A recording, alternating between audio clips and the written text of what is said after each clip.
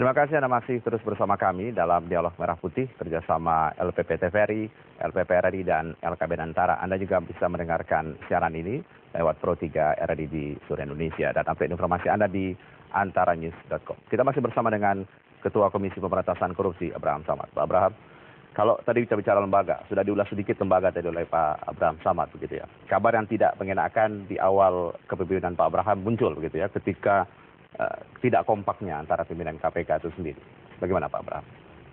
Saya pikir bukan tidak kompak ya. Jadi lumrah para komisioner ini kan datang dari berbagai macam latar belakang yang berbeda-beda sehingga pasti punya visi misi yang masing-masing berbeda, sehingga inilah yang perlu disatukan di awal-awal kita bertugas, dan itu memerlukan waktu, memang memerlukan energi untuk menjaga kesoliditas gitu ya, menjaga kesepakatan, kesepahaman. Itu butuh waktu memang, karena apa? Sekali lagi bahwa datang dari berbagai macam latar belakang yang berbeda-beda. Tapi apakah itu kemudian membuat Pak Abraham memang harus curhat kepada elit? Karena jarang-jarang Pak Abraham itu curhat sebenarnya. Diminta doorstop aja sedikit. Iya, ngomong. Curhatnya tapi ke beberapa petinggi-petinggi misalnya. Nggak pernah saya nggak pernah curhat sama para petinggi. Saya cuma curhat sama Allah Subhanahu Wa Taala yang ada di atas. Karena hanya kepadanya lah kita bisa menyerahkan diri kita ya. Jadi itu nggak benar ya? Sama sekali tidak benar. Itu semua isu yang berseliweran. Ya. Dan sekaligus ingin menjatuhkan saya. Tapi nggak ada masalah menurut saya. Jadi pada prinsipnya sebenarnya kita tetap solid, cuma memang dibutuhkan waktu untuk menyatukan persepsi karena kita datang dari... Bisakah kita mengatakan 4 bulan waktu berjalan ini sudah solid? Insya Allah kita terus membangun komunikasi, membangun koordinasi yang intens ya, agar kesoliditas itu bisa terjalin, karena tanpa soliditas itu saya pikir akan sulit KPK ini berjalan secepat yang diinginkan oleh masyarakat. Betul. Alhamdulillah saya pikir kita sudah mulai saling memahami. Kan begini Mbak ya, ibaratnya orang pacaran.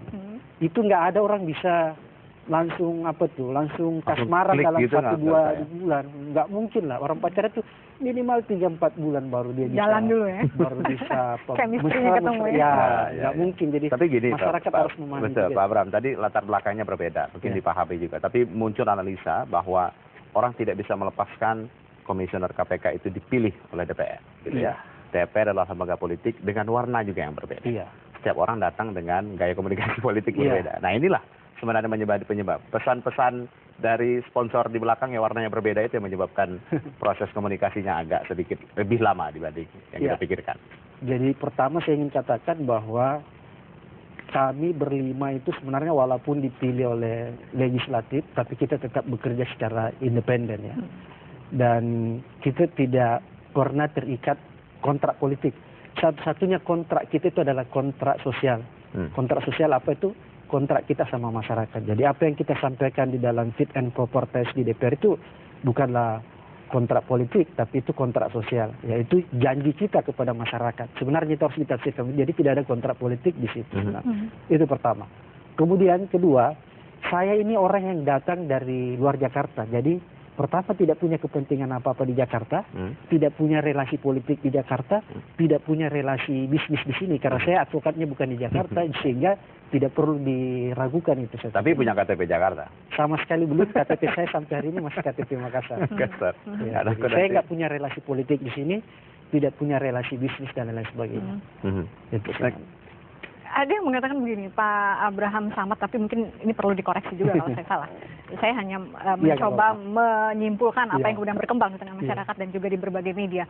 Bahwa sebetulnya Pak Abraham Samad ketika muncul menjadi ketua KPK adalah sosok yang sebetulnya tidak diperhitungkan waktu itu. Betul sekali. Dan tiba-tiba menjadi rising star. Iya, betul sekali. Dan orang beranggapan, estimasi publik pada waktu itu, Pak Abraham memang sengaja didudukan di posisi sebagai ketua KPK, sebetulnya hanya dalam rangka untuk mengamankan kepentingan.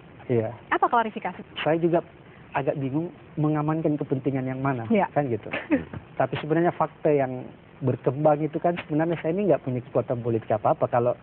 Kalau Anda mengikuti proses fit and proper test mulai minggu-minggu pertama sampai awal itu kan ada 2 petahnya sebenarnya ya. antara Mas Bambang Wijayanto sama Pak Yunus Hussein. Satu dipegang oleh Demokrat, satu dipegang Golkar. Pertanyaan saya, siapa yang memegang Abraham? Kan nggak ada. Saya yang dipegang. Lain dua itu kali. Jadi sebenarnya gini, naiknya saya jadi ketua ini menurut saya hanyalah sebuah keterpaksaan. Kenapa saya bilang keterpaksaan? Mungkin ini ada dua kekuatan besar saling menjegal. Sama ketika misalnya Gus Dur jadi presiden. Begitulah posisi saya, poros tengah. Itu berarti harusnya ketika orang saling menjegal, Bapak naik Rising Star berarti lebih berani dong. Gus Dur kan bisa berani karena gak punya kepentingan bilang DPR anak TK, Bapak juga berani dong kalau gitu ya? Oh iya, kalau soal berani-berani sih saya nggak perlu diragukan. Karena menurut saya manusia itu hanya boleh takut kepada Allah Subhanahu Wa Taala. Jadi kita nggak boleh takut biar anggota DPR, presiden terus kan kita nggak. Tapi ada nggak Pak intervensi atau mungkin dalam bahasa yang sedikit vulgar kemudian tekanan-tekanan yang membuat Bapak mungkin dalam tanda kutip takut atau bisa saja suatu ketika diantasarikan misalnya? Saya pikir tekanan itu semua akan mendapatkan ya, bukan cuma saya, teman-teman juga komisioner yang lain pasti ya. Jadi sejak pertama kali kita dilantik itu tekanannya sudah luar biasa itu sampai detik ini pun sebenarnya bukan cuma saya. Apa tekanannya? Oh, macam-macam lah kalau soal itu kan. Kalau saya kasih lihat SMS saya aja ini sebenarnya ya, tapi saya nggak mau kasih lihat apa namanya. Dari jaksa sendiri dari dalam nih. Baik juga nih jaksa sama saya. Dalam Pak Bram, Bapak kalau teruskan kasus Senturi, Bapak akan, saya dengar kabar Bapak akan mau dibunuh. Jadi, Bapak tenang-tenang aja Pak, maksudnya jangan takut. Aku disupport sama teman-teman penyidik. Dan saya nggak mau kasih tahu nih teman siapa yang bilang, kan kasihan dia. Nanti dicari lah deh. Ya, kan gitu. Dia support saya bilang supaya kita nggak boleh takut gitu loh. Gitu. Jadi kalau SMS. Tapi ritme yang sama dimiliki oleh komisioner yang lain nggak Pak? Ya saya pikir sama aja kan, semua pasti dapat tekanan, dapat ancaman. Dalam pengertian begini, oke, kita berani head to head, kita fight, nyawa pun kita korbankan. Ibaratkan kalau saya ingin, saya bisa menyimpulkan kan seperti itu yang Bapak katakan, nyawa pun saya korbankan. Ritme yang sama juga kita lihat tidak dengan komisioner yang lain? Saya pikir sama. Jadi ini kalau saya, prinsip saya begini, tugas di KPK ini adalah amanah ya. Dan saya menganggap amanah ini adalah sebuah ibadah. Oleh sebab itu, karena dia sebuah ibadah, maka kita semaksimal mungkin menjalankan dia secara sempurna. Karena kalau kita beribadah itu, kita berusaha untuk sempurna, kan gitu ya. Jadi, hanya itu aja sehingga semua yang kita lakukan itu lillahi ta'ala ya. Di atas saja yang minta, sehingga menurut saya, kalaupun pada akhirnya nyawa kita jadi ancaman dalam menjalankan tugas di KPK, kalaupun misalnya juga ternyata Tuhan harus mencabut nyawa kita karena tugas kita di KPK, menurut saya itu lebih terhormat daripada misalnya kita meninggal karena serangan jantung. Tapi gini Pak Bram, kalau kita mulai masuk, ya betul juga sih serangan jantung. Oke, tapi begini, kalau kita boleh masuk ke kasusnya Pak Abraham ya, bahwa komisioner KPK yang kali ini itu punya fokus kasus-kasus besar, kasus Senturi, kasus Nazarudin misalnya, kasus Ibu Nunun, suap dan sebagainya. Itu kan kasus yang politisnya lebih banyak dibandingkan hukumnya gitu ya, atau hukum yang dipolitisnya lebih banyak begitu Pak Abraham. Orang-orang agak meragukan sekarang dengan lambatnya begitu ya. Ini sudah ada apa dengan Abraham Samad? Ada apa dengan KPK dengan ada kekuatan politik seperti ini Pak Abraham?